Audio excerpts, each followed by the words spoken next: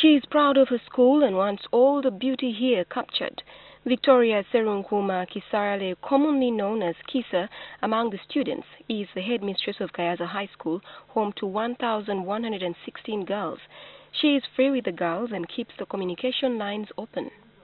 I'm not too big to apologize to say, girls, you are right here. I am sorry I hurt you by what I said or did. Of late, I've realized that I don't have to use force. I have to talk to their hearts. Victoria has been teaching since her graduation over 20 years ago. She first taught at St. Mary's College, Kisubi for 3 years, and then her mentor took her to Chibuli SS, where she had a 10-year stint. When he was getting me from St. Mary's, he said, Vicky, you know what? I am taking you to Kibuli to be matron for girls and to teach, but also to train you as a teacher for Gayaza High School. That was about 27 years ago. I really laughed at him and said, do you think I'm made of that stuff? I am surprised he could see the me as head teacher of this school. And I revere him. I highly respect them. The veteran teacher prefers being called Kisa, and that's how she introduces herself to the parents. She is not bossy. Yes, sir. No, sir. 3 bags full, sir. I don't want to be that head teacher. I want to be the head teacher where the girls walk up to me and say, hey, Kisa, do you know what you said this morning hurt us? And they do, by the way. As such, Victoria admits that she has the affection and respect of the girls and strives to be their role model, surrogate mother and friend. But she is careful not to lose herself in the process. I don't have to live somebody else's life. I do what pleases me, as long as it's not off track, it's not offensive, it's not out of the law. God, it's good to be me, you know. The head teacher is proud of the Gayaza High old girls, especially when told about their accomplishments. The head of a leading bank in the country once shared with her the work ethic of the girls in the bank. He said, your girls are the first to arrive, they are the last to leave, they have teamwork, they are very organized. I was very impressed. I then tell her that she appears to be a stern woman since I have not seen her laugh or smile during the interview thus far. Do you know, one of my girls told me last week and said, Mrs. Kisarale, oh my God, that's true. She said, can you smile often? You have a point there.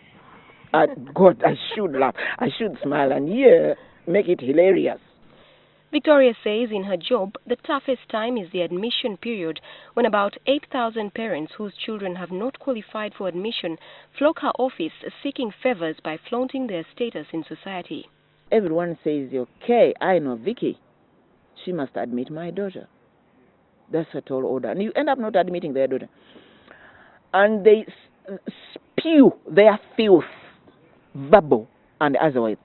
But I relish that, believe me. It makes me stronger.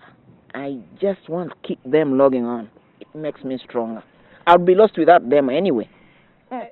She has 10 children, 4 biological, and the others her late husband Douglas got from his previous relationship.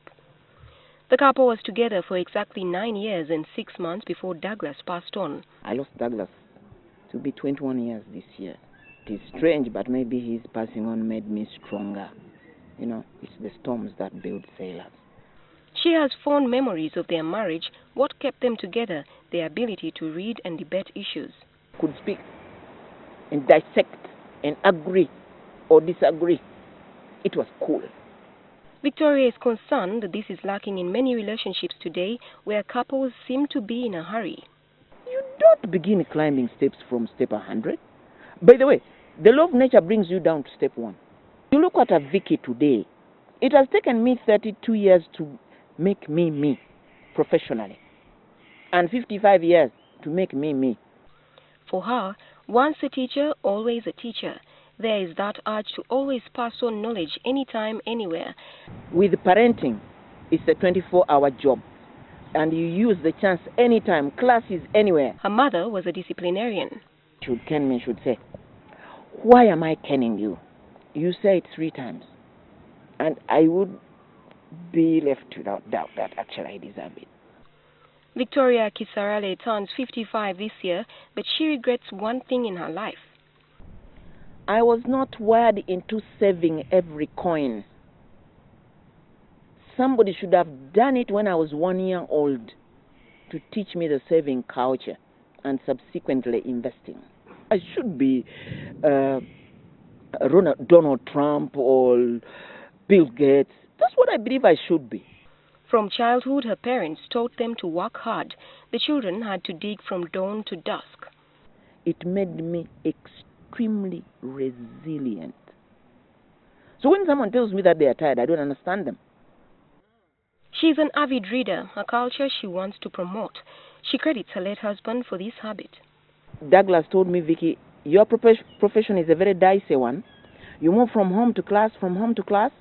If you don't add value to it, you lose touch. You disappear from the radar.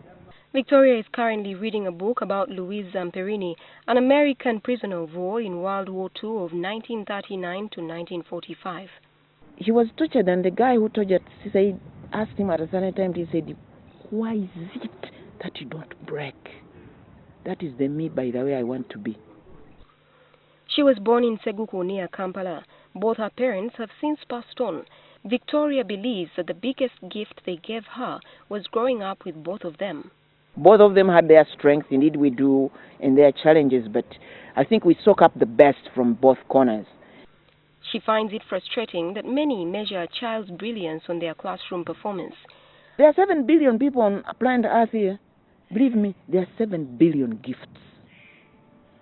But we stifle them by our upbringing, by the education system, by the comments we throw in as parents, as teachers mention it. So people are murdered. They never get the chance to sprout. Her ideal world is one where people are free to speak out. The ground must be made fertile for open-mindedness, for people to think, to work, to fly as wide and as higher as they would. Victoria Kisarale went to Serunkuuma Primary School, Gayaza High School for O-level and Chibuli SS for A-level. She then pursued a Bachelor of Arts degree at Makerere University, a diploma in education and a Masters of Science in Education and Sustainability with London South Bank University. Josephine Karunji, NTV.